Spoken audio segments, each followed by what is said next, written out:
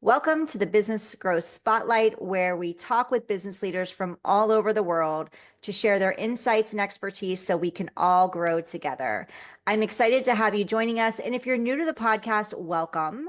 I'm really thrilled to be bringing you my next guest. Literally, when I opened up the screen, she was smiling. And typically, when I was working for companies back in the day, what we're going to talk about today wasn't always the warm and fuzzy you get from this department. So to bring her on and to be sharing her expertise and to see her smiling face when Zoom opened was really awesome and exciting for me. And I can't wait to dive in. So if you're new to us, welcome to the Business Growth Spotlight. Please stick around to the end. We have a gift for you. I'm your host, Heidi Schalk, co-creator of the Business Growth Spotlight and the Spotlight to Scale Accelerator. We help businesses grow their revenue using outside of the box visibility strategies.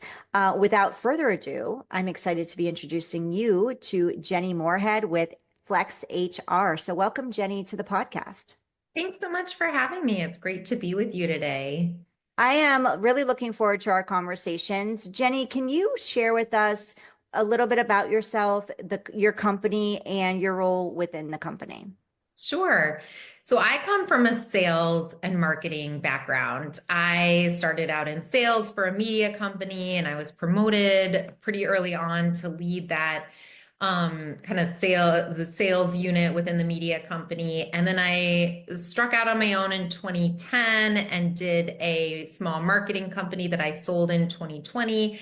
And then at the end of 2020, I purchased Flex HR from its original founder, Jim Sichansky. So, and keep in mind that was during COVID. We all have our masks on, and Yeah. I purchased this wonderful company that he had started in 2001. So he's essentially handing me his baby, and I'm paying for that privilege. And Jim is a wonderful leader and a wonderful HR executive. He has stayed with us. We still work together to this day. It's 2025. And we have grown the business a lot. And so I run Flex HR. And I've run it since 2020.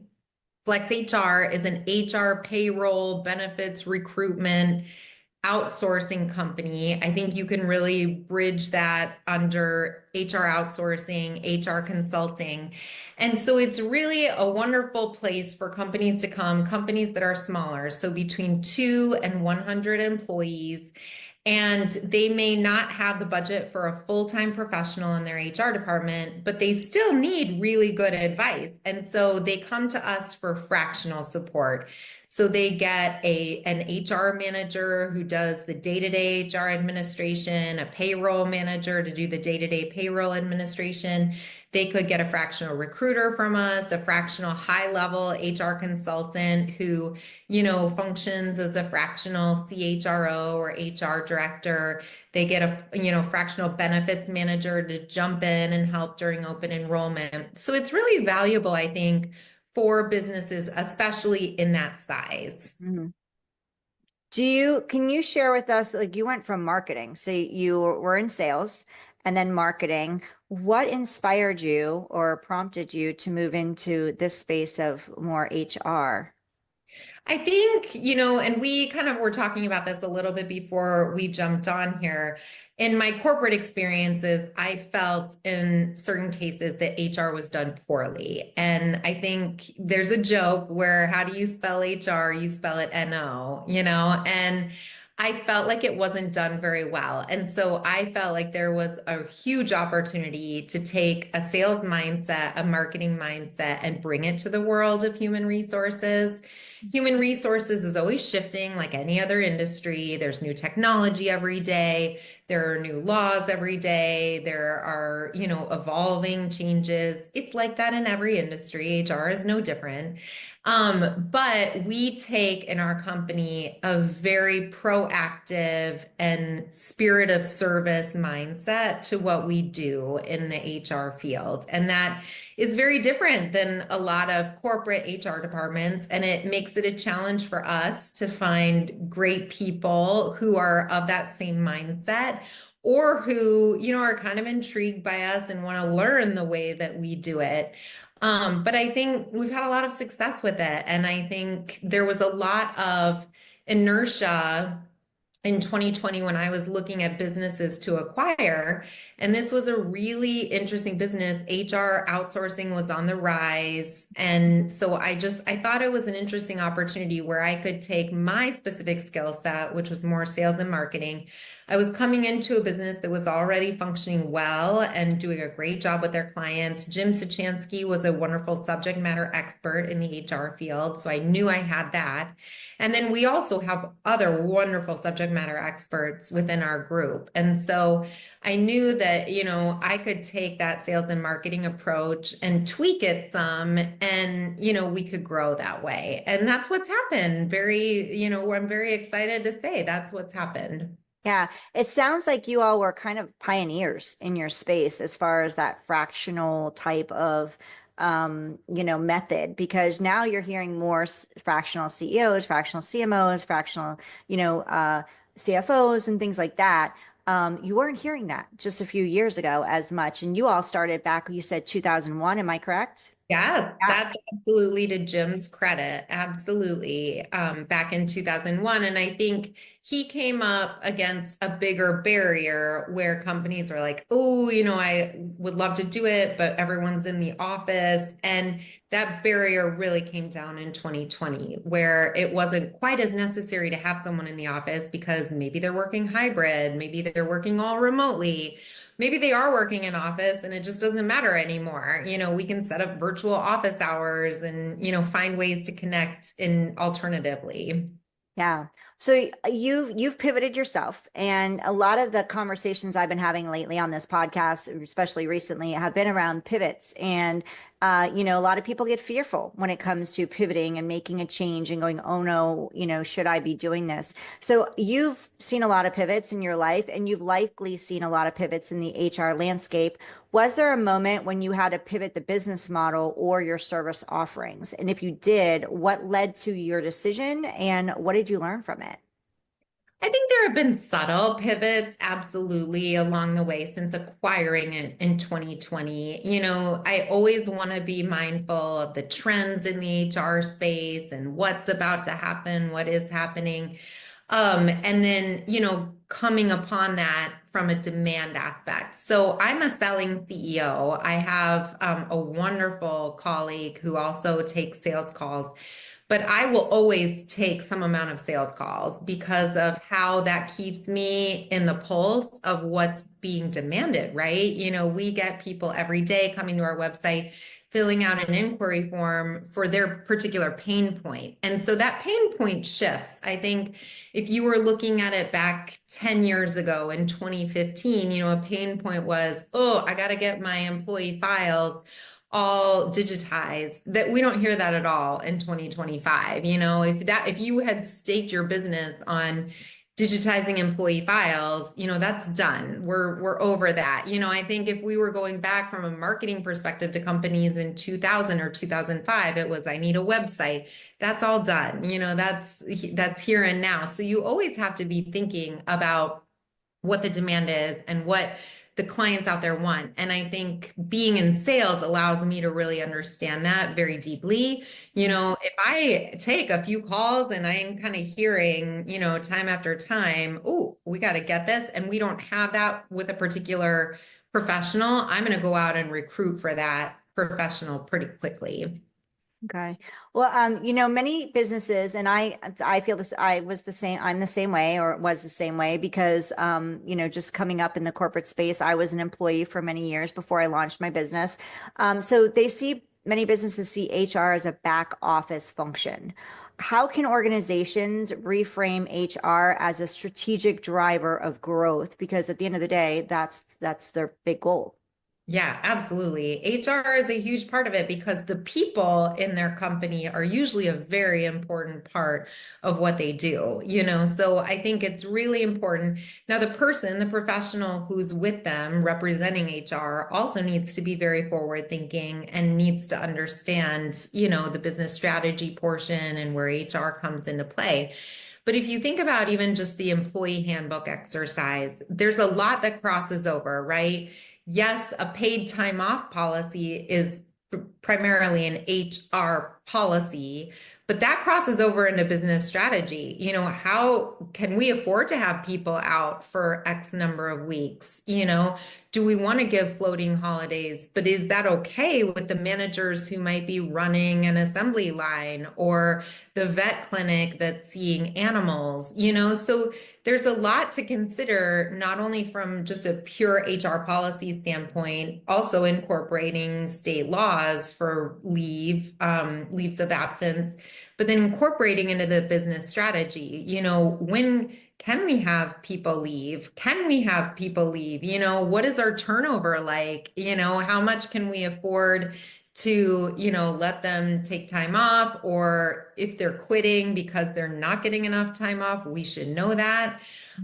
So that's one critical portion of the handbook that really delves into the business strategy, bereavement even, how much time are we going to give for what classification of relationship for an employee, right? Because again, can we afford to have people off, or can we afford to lose them if they feel like our policies aren't evolved enough for 2025? Do we provide reimbursement for work-related expenses? In some states, that's absolutely required. In some states, it's not required. But when it really comes down to it, when you're hiring people, retaining people, it's a supply and demand kind of situation. And if you don't have enough of the employees that you need, you're going to need to look at those HR policies to say, okay, are we treating our people well enough? Are we giving them enough? Are we giving them too much? So it's definitely, it goes hand in hand where an HR professional and, the CEO or the chief operations officer, they're looking at it and, deciding on this together, or should be. I think it's really important that it's a kind of universal conversation, and it should be elevated because those decisions are really important. If you have gaps in your, skill set for the people working because you don't have enough employees, that's a big deal for your business. So those are some, I think that employee handbook exercise is a really good example of when it delves over into business strategy. What are some of the common mistakes you see with HR that growing companies make? And how can those companies avoid making those mistakes? I think there is, employees. I remember when I worked in sales for a large publishing company, we were always very sensitive to the employee because we were a large publishing company. They could make a complaint that became a really big deal. It was a publicly traded publishing house, and it could become a very big deal quickly. I think a lot of companies and employees and managers, and business leaders don't have that feeling. We're just kind of, we're invisible. Every single employee has access to a platform on social media that could bring to light an injustice or a perceived injustice. And so I think you always need to act with empathy. You need to act with fairness. There was an example a year ago of a company in the baby space, like goods for babies and families. And they had, from a perceived perspective, kind of mistreated an employee who took a leave or requested a leave from when her adopted child was in the NICU, and she was let go. And, this is a company that's in the space of babies and families. And she took to social media, and, I think they had a huge issue on their hands as a company. And that's when it really becomes a business strategy issue. Your sales fall off, right? And if you don't have sales, you don't have a company. So I think you're always like the human part of your business is always really critical. But I also think it goes hand in hand. The HR professional who's representing those humans needs to be very forward thinking and understanding the overall picture as well. Yeah, absolutely. It's not always about the bottom line in that specific moment. You need to think about the bottom line long term, which I guess it sounds like they weren't really thinking of. That's an interesting story. I never heard that one. And that makes me sad as a mom, Mhm. because at the end of the day, she was a mom, you know? Yeah, Yeah. right. Yeah. Yeah. And It's social not media. a crime. It's funny. It's like people feel good. It's not a crime to have a kid. It's like we need society to go on, right? Like it's Right. not a crime to have a kid. It's not a crime to have some time to be with them. They do take a lot of care, especially in the beginning. So I think we always have to remember that as business leaders. Now, on the flip side, we have to keep a business going, but I think with enough forethought, we can Right. figure it out. Absolutely. So what, where's my question? I had one for you. Oh, I want to talk about your buying the company because, what advice would you give to someone who's listening to you right now going, oh, I've been wanting to do that. Like maybe I'm ready for the pivot and I want to take that next leap. What would you say would be the things that they should be looking for I mean, you have an amazing person that you bought it from. He's still actively involved. It was his baby. You respected that. He respects you and your opinions coming through and your ideas and values.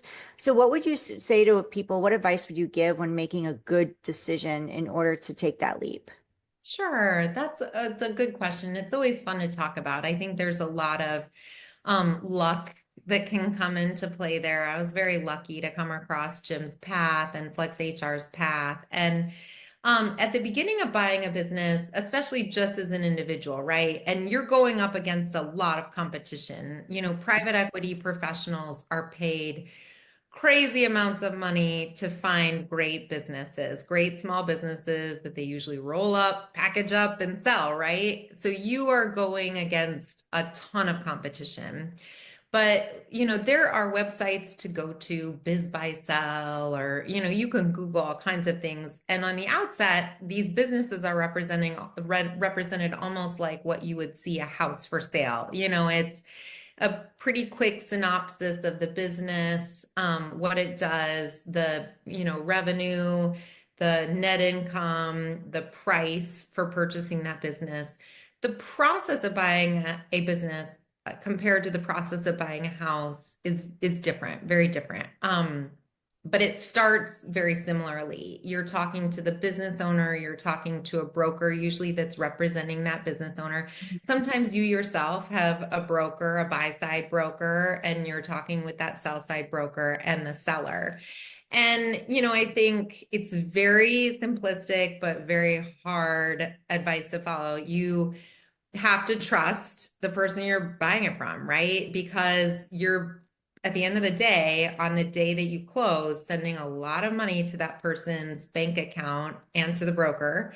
And then you're turning around and what that person represented as being true about the business, if it's not true, you have a bank loan to pay. Oftentimes, you've taken a second mortgage on your home because you need to put collateral down.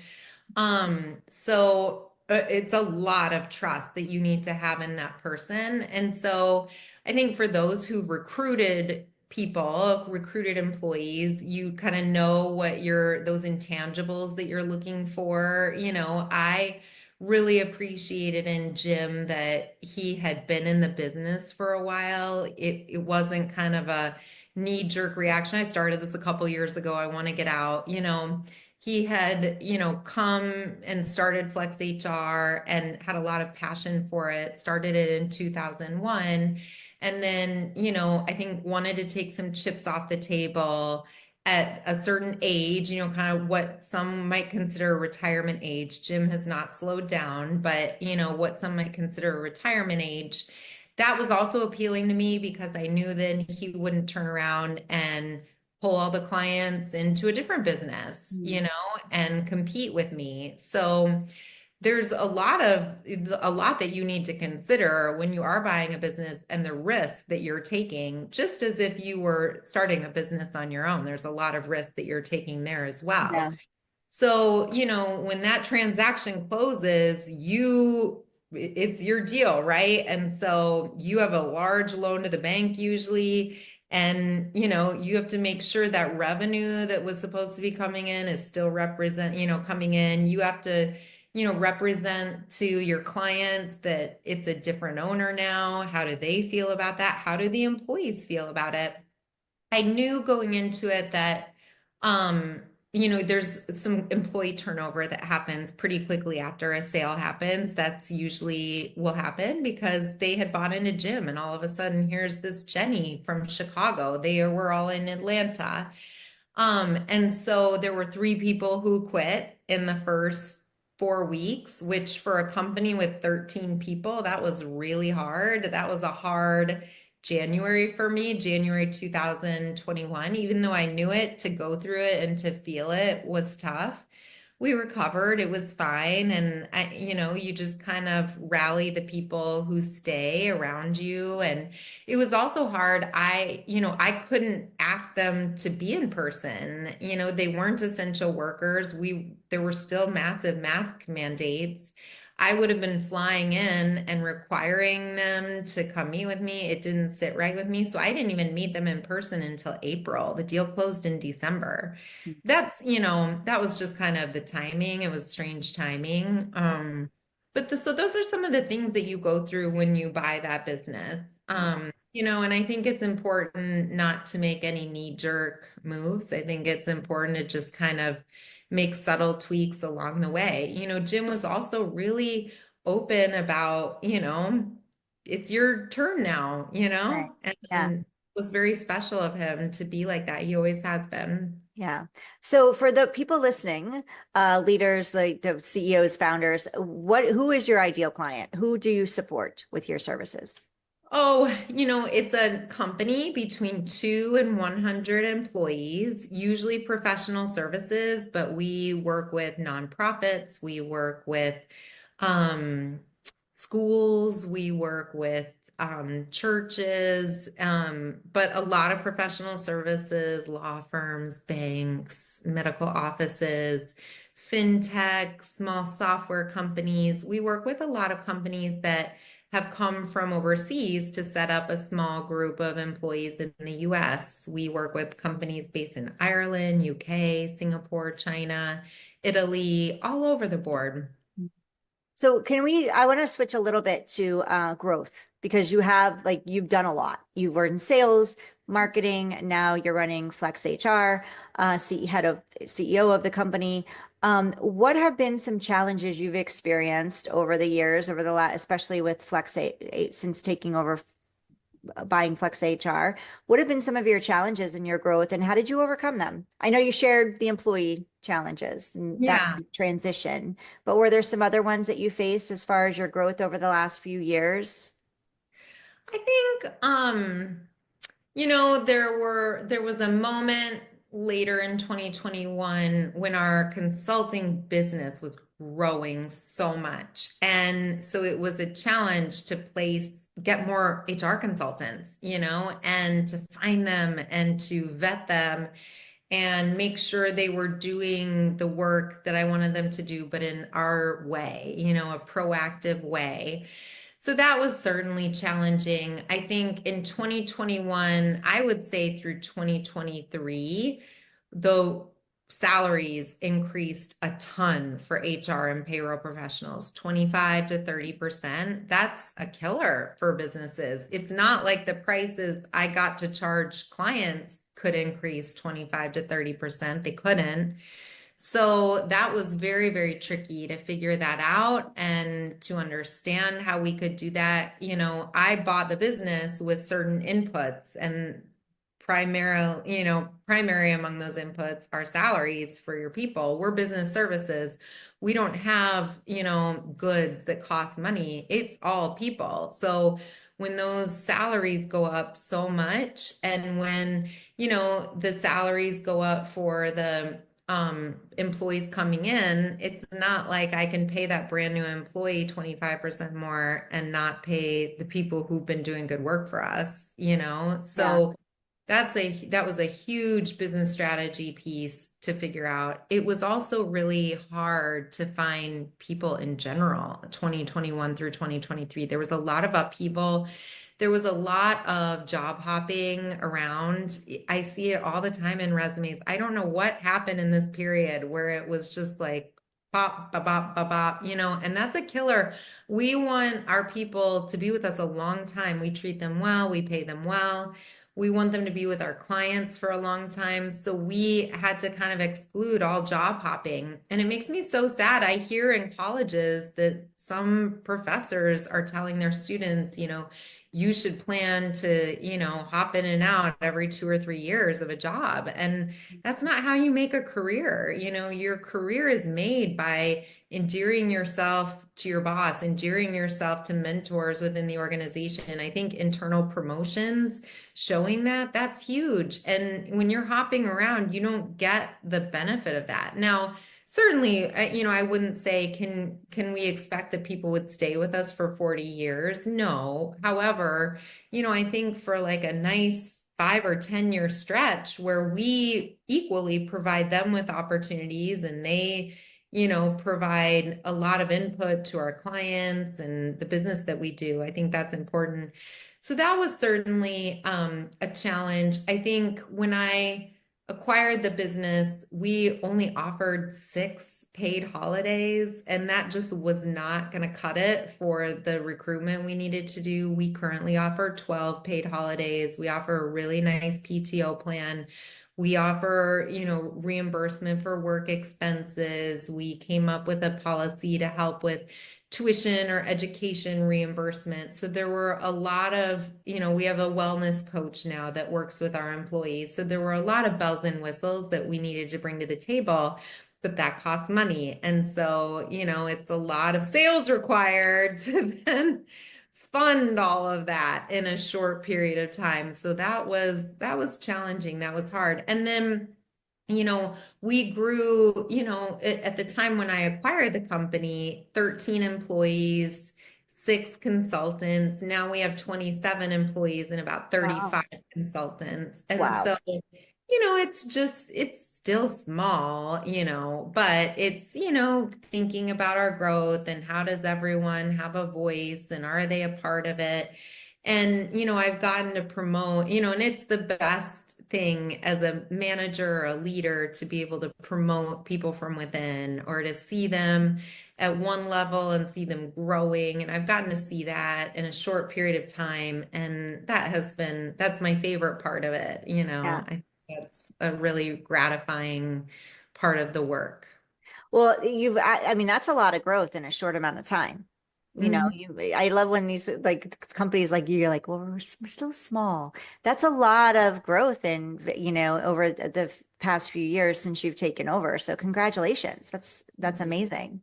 Yeah, and I can imagine that more people are staying with you, which is a testament to all the changes in, advancements you've made with the offerings that you give them. And yes, it costs money, but at the end of the day, you really want your people to be happy, and that's going to also help your clients feel comfortable that the person that they're working with is staying long term. Yeah. Right. Yeah. So the culture within reflects the culture without with the clients type of clients you're bringing in. hmm Yeah. That was another challenge. I mean, essentially, I'm renting out the time of my employee. I can control how my managers treat the employees, how I treat the employees. I can't control how clients treat our employees.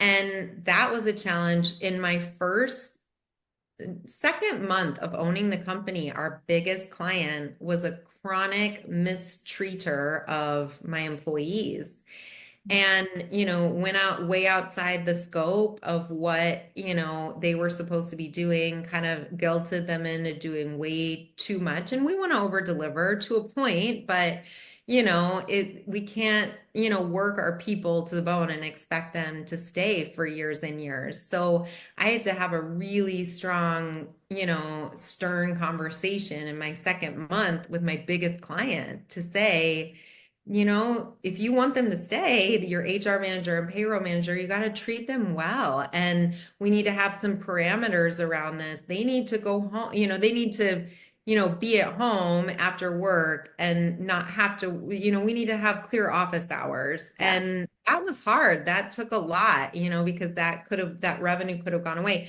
They're still with us, and those 2 people are still with us. So I'm glad that we had that conversation. I think another challenge was navigating the remote work and navigating it during these last 5 years. I'm a huge believer in it, but there are some quirks to it. And this was a whole group that up until March of 2020 had worked in the office, so it was getting the managers to believe in it, that they could train employees remotely. It was creating, virtual culture, and so it was getting a lot of people to buy into that and believe in it. Yeah. I have a question regarding how you're getting in front of your people. So you're a little, from what I'm hearing, you're pretty agnostic. You can help a lot of companies with your services, which is fantastic. How are you getting in front of companies in order to share your services? Like, are you doing certain marketing strategies that are working for you? Because I mean, I talk to different companies, and some of them are double it. They're all LinkedIn, or they do paid advertising, or they do a combination of a bunch of things. So can you share what like how you're getting in front of your people? So for our listeners who are like, oh, I'm feel like I'm one amongst the many crowd and I can't seem to break through. What's working for you? We have a really talented marketing team. And so again, it's all about the people.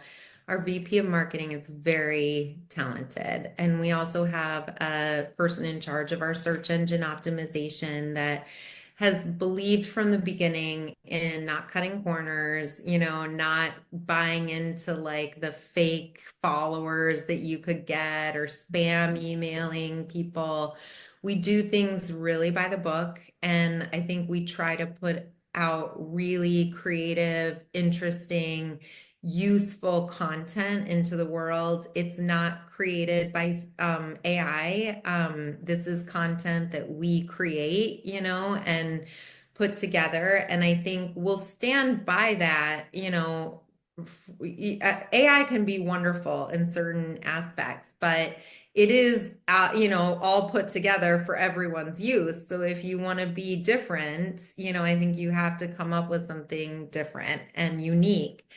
And so, we put together a photo shoot a couple of different times. The photos on our website are of, our own employees. I think that's really important. The videos are of our own people, and they're really good people. We put together an HR boot camp. We do webinars, but we don't cut corners. None of it is spammy. It is, real, content that, you could have read on the front page of a newspaper in 1995, about HR and payroll.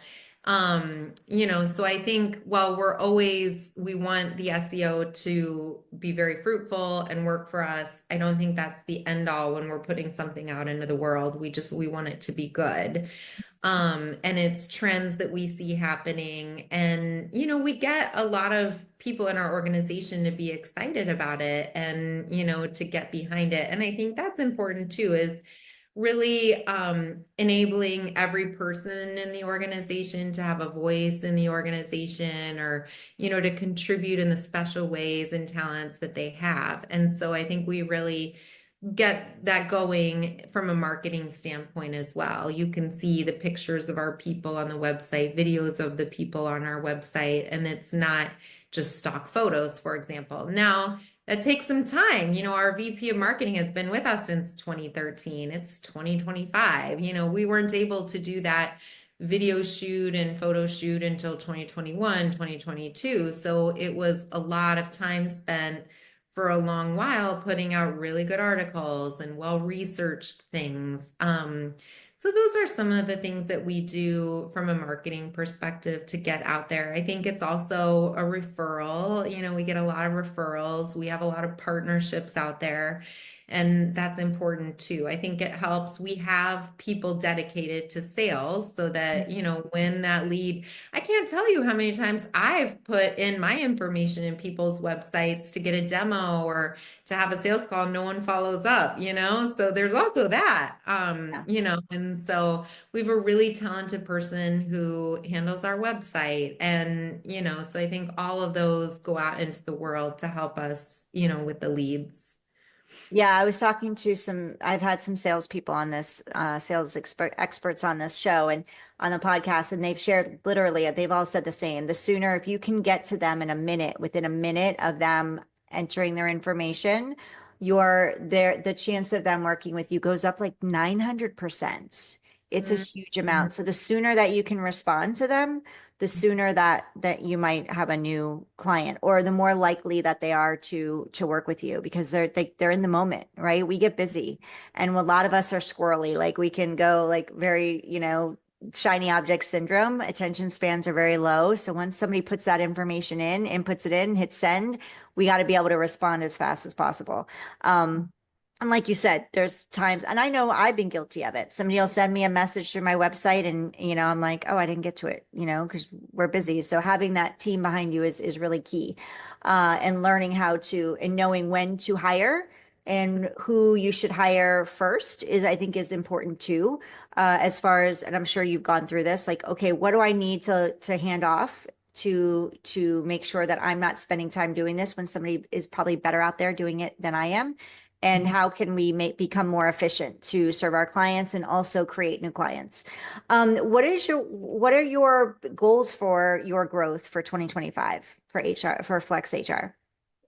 I think, we have a really well-running machine, I think, around the organization. That makes me really happy. It also just makes me very satisfied just in my everyday work. I think we celebrate that as a team too. It took a little while to get there. It was, rockier certainly in 2021. That happens anytime there's like a shift in management. And so I celebrate that with our team too. Like, hey, remember back then, remember, and it's nice. I think that's another nice thing about having low turnover. You get to work with each other for a while and get used to one another. I think you get to work with your clients for a while. We have low turnover with our clients, and that makes just a really fruitful work experience. I think also we work remotely, so it's hard to get on one another's nerves when you work remotely. I think, we really work to get in front of one another and engage with one another and have, good health habits, mental health habits around remote work. But, there are definitely and certainly fewer employee relations issues when we're working remotely. In terms of growth goals, I think we want to have mindful, responsible growth. To have crazy growth is also tricky to navigate as well because, we're in business services. So if we have a bunch of new clients come, we need to staff that. And it's hard, to staff that quickly. We don't exist on an island, where we have like perfect HR professionals, when people are finding that other HR professionals are quitting or this and that, and we need to get them trained up. So I think crazy growth can be, I think that is oftentimes really reserved for like a Silicon Valley unicorn, but I think when I see it, I want to continue strong growth. I think as I look at artificial intelligence and the software that's out there, I've talked to my people, my, leaders and saying, growth has looked like up to this point, more and more people growth, in the next 10 years will most likely look at, about this size, maybe a little bit more, but various AI software that we're also working with. Growth might not look like as many people in the future. It's really hard. It's a moving target, and how AI is going to interact with confidential employee information. We're not there yet, certainly, but it will most likely happen. And I think certainly in the recruitment space, we're going to be using more and more and more AI, but we see in Virginia, they're already passing legislation where you need to represent if AI was a part of your recruitment in recruiting your employees, so I think there's an emerging area for HR consultants to write AI policy, depending on where AI might be used in the employee experience. Um, it might be also reskilling and upskilling employees. I think that I see certainly among our payroll managers, we're going to be reskilling and upskilling them in the next 10 years to maybe emerge into like a controller in addition to a payroll manager. So I see that as, certainly being on the forefront and, needing to have people around and in our organization who are pretty yes-minded, like, yep, it's happening, how are we going to align with it, I don't think it's that much different than when websites were forming for Right. businesses in 2000 and 2005, or when payroll platforms, were being established, in 1990 and 1995 and beyond. So I think it's approaching it that same way. We're not in the technology field. We don't write software. We won't. But we are the people who work with the different technologies. And so, it will be a changing scope of work, certainly for our professionals, based on where the AI software kind of all lines up. Hmm. So what would you say if we were able to bring you back in a year, Jenny, and have this conversation 12 months from now, what would success look like for you? Oh, success would certainly first and foremost be around the employees. If we're still maintaining, we have less than a 5% voluntary turnover rate. So that would be first and foremost. I really want that. I want to be a place where people love to work, to love to work at Flex HR. We're developing a whole learning continuum for HR professionals in our organization. And I think as we move forward, potentially in, 4 or 5 years, we're launching that continuum for HR professionals outside of Flex HR, that can learn that more sales oriented, yes oriented, proactive oriented version of HR. And, with that spirit of service, because I think that's woefully unrepresented in this space. And so I think that would certainly be successful. That's what success would look like. I think hitting those, nice, strong growth metrics that we've identified for sales, is huge, and net income. So those are all the kinds of things that I would say success looks like. Well, thank you for sharing everything you shared with me today. Jenny, before we wrap up, is there anything that you'd like to share that I didn't ask you, and we're going to get into how people can connect with you and all of that, but is there anything that you'd like to touch on or share that I didn't get to ask you or we didn't talk about before we wrap No, up? I think if you wanted to, I'm not sure if this is of interest. I could just touch a little bit on what we do for culture Yeah, as a remote business. It's totally up to you, though. absolutely. Let's go. I love it. Yeah. All right. So, what we do for culture as a remote company, it is tricky. I think you do lose something by not seeing one another. And we consider ourselves being co-located in Chicago and Atlanta, but we have an employee in South Carolina and one employee in Florida and an employee and two employees in Tennessee. And then we have consultants in 12 different states. So I think it's important and it's an interesting kind of mindful experience to go through to plan out how can we connect in, worthwhile ways. And so we have a biweekly virtual town hall meeting. We do that with employees. We're going to start involving the consultants on a quarterly basis. On a quarterly basis, we meet with the consultants virtually for an hour where we talk about, it's a pretty specific agenda, what the HR compliance pieces are that are affecting the US right now, different scenarios that we've seen crop up, different scenarios that we've seen that perhaps two or three consultants have struggled with where it would help them to hear this, for their practice. So that's what the town hall meeting is, a little bit more casual. We're talking about, clients, we're celebrating wins in the organization. Our VP of operations is now tying, a core value shout out for an employee, which, I think is a very tried and true measure. We try to do one-on-ones between a manager and a direct report at least bi-weekly, if not weekly. We do certain manager huddles on different mornings, plus an executive manager meeting once a week. So those I think all help. We have a fun club, and so we did like a virtual escape room that was really fun. We've done a like virtual bingo. We've done a virtual trivia game. That was really fun. It was kind of throughout the day over email. We do virtual desk yoga and meditation.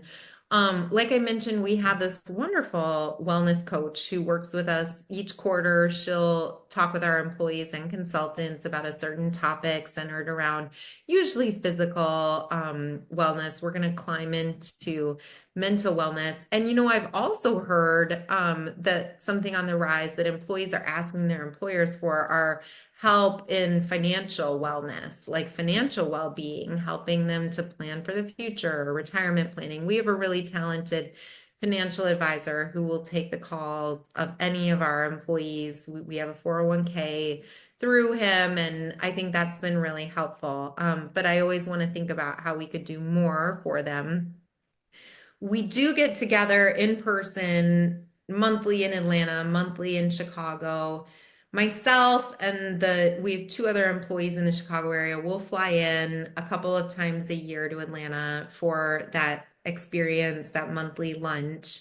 We've done in-person improv training, which is so great. I've done it in sales and now I've done it in HR, and it's all about saying yes, in that improv experience, you're kind of like standing in a circle and you're doing a certain activity, and it's all about moving the conversation forward, which is a really good activity, I think, to go through. We've done family get-togethers at Top Golf.